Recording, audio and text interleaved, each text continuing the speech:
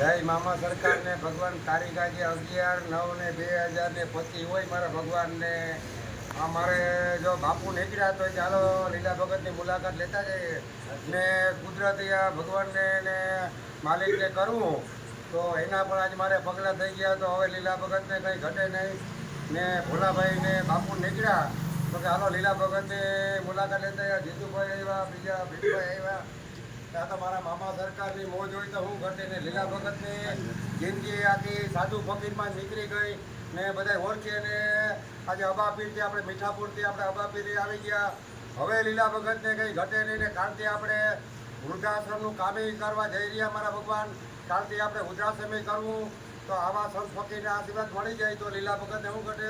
જય મામા સરકાર, જય મામા સરકાર. બાપુ ઠંડુ પાણી પીવું કે તમે બીજું પાણી ઠંડુ છે ને